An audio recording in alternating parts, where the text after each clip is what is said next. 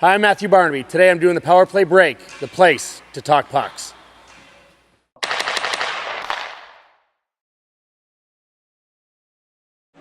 Hey, back here on the Power Play Break with Matt Herr at the coaching education program in Bethpage, New York.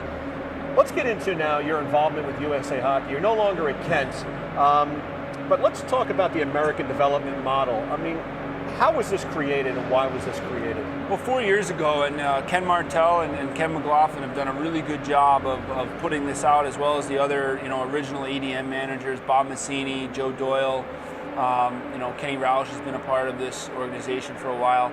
They've really done a good job of helping push hockey. We've seen that we've needed this change for a while.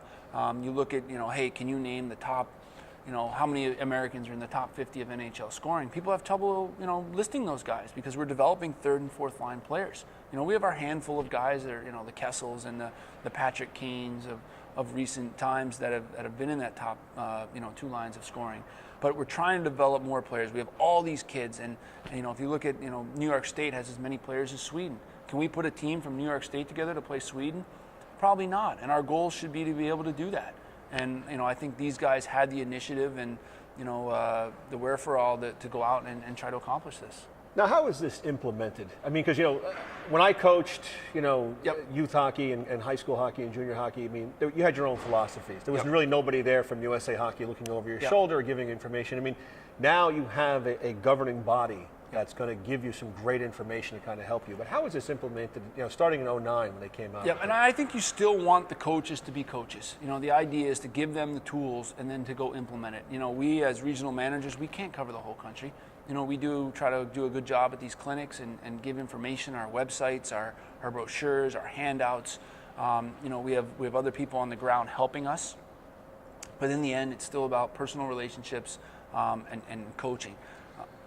Now, do you guys do different things for like the house leagues and travel players, or is it all just a broad-based thing? We're going to have this is going to be across the board for everyone. If you're playing travel, you're playing, a house league. It's all going to be one thing. Well, one of the myths is that it's about the good players and the bad players. We're all trying to develop, but it's more about age appropriate. It's not based on chronological age, but it's based on biological and principles like long-term athlete development. It happens that soccer's using it already, tennis is using it already. These are principles that have been around forever, and now we're just finally getting them to hockey right now. Does it make it easier for the coaches? I mean, the tools that they're giving them, the brochures, the coaching drills, all that stuff. I mean, I read through a lot of stuff on it, and I found that the one big thing that you guys don't want is like lines, like kids waiting on line to take their turn. We want activity, and it's age appropriate. So, for instance, you treat an 8U player differently than a 14U player, and that's based on science. It's not based on, hey, we're going to throw some things at the walls and see if they work. But it's based on science, how you treat an 8-year-old, the psychology of it, what an 8-year-old needs. He doesn't need systems. He needs to go out and learn to play the game and have fun with the game. We're losing 40% of our, mites before they're even peewees. And our window is only this big based on our socioeconomic status of our game. What I found very interesting, a lot of parents have said, oh, my kid has to play this system and that system, and they got to play 80 travel games a year, and they have to do this.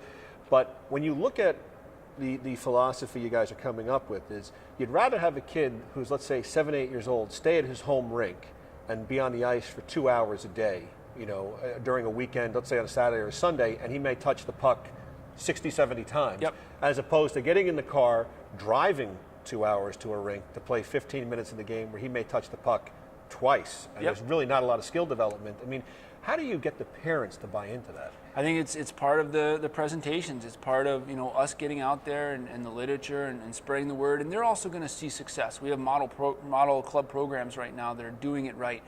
They're seeing a 40% increase in retainment. So these players that were now quitting are now staying in the game. They're seeing their programs grow. The rink managers are making more money because they have more kids coming through their door, and they're also seeing more players develop. We're seeing higher skill levels. And you're never going to see the full result for another 8 to 10 years, to see where our Olympic teams and our national teams are, and to see if we can develop more of those first and second line NHLers. Now, are there as each child comes into it, there's probably a basic thing when they're probably 4 or 5 years old, and then when up to the time they're 16, 17. I mean, are there certain skills, requirements that you guys want met? Yeah, we're looking at, we call it the ladder of development. And you know what? The first stage is just having fun. You know, going out, lots of activity, learning to skate, learning to balance. We call it the ABCs of skating and hockey. You know, learning to hold the stick, puck handling. And then as you move up in ages, you know, we still want it to be fun. You know, we want the kids to love the game, because in the end, you know, the NHL sees it by their contribution to the ADM model. You know, they want more people to love the game and show up to their rinks in the end.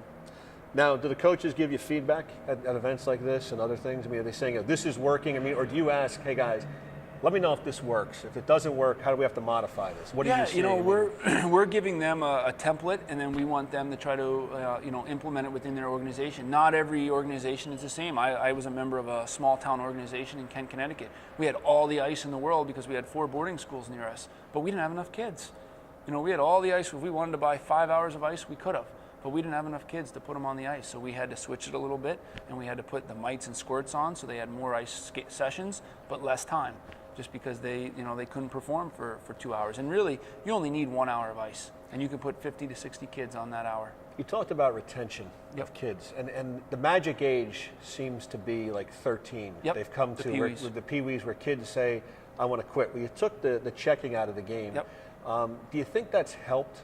Because, you know, like, when I was 13, I was very big. Yep. And as a kid who may not be, you know, physically developed yet, biologically developed yet, did you notice a difference, or have you started to notice a difference now with that as well? Yeah, I think you'll see more kids sticking around, because, like you said, the big kid's just not going to run over the other kid and say, hey, you know, it's my puck, and it's going to become more of a skilled game. I mean, some of the best players that, you know, I played against were Forsberg and Yager, and what is the one thing they do well? They protect the puck. Even Yager, who's, you know, not as fast as he used to be for the Bruins this year in the playoffs, still made a huge contribution because he's smart with the puck and he knows how to play in those small areas. Now, you guys have this great model that you've implemented, and it's in, I guess, year 5. Yep. Talk about, though, you've got the, you know, national development team in Ann Arbor where you went to school. Yep. Is that the ultimate goal, to find, to be able to cherry pick the best players, or is this just, we want to develop this program so many kids are involved with the sport? We want to be able to produce players that we could put together 5 national teams. I want to be able to take a group of kids from New York and be able to play Sweden. I mean, that would be the end result. And obviously, in the end, you know what? Our goal is to produce hockey for life. You know, we want more people in the beer leagues. We want more people to enjoy our game, you know, when it comes down to it. And if we keep doing things right, I think you're going to see more elite players, but you're also going to see more hockey fans. And that's kind of what we're after in the end. I want to thank you very much for coming on the Power Play break today. Great stuff, great stories. Yeah, always good to have a Jersey guy on with us. That's the big thing here on the Power Play break. I don't think I have the accent anymore. They gave me the being around Michigan and Ann Arbor and now Upper New York State. I think I'm losing the deep Jersey accent. Well, as always, great to see you. Thanks, Chris. More in the Power Play break.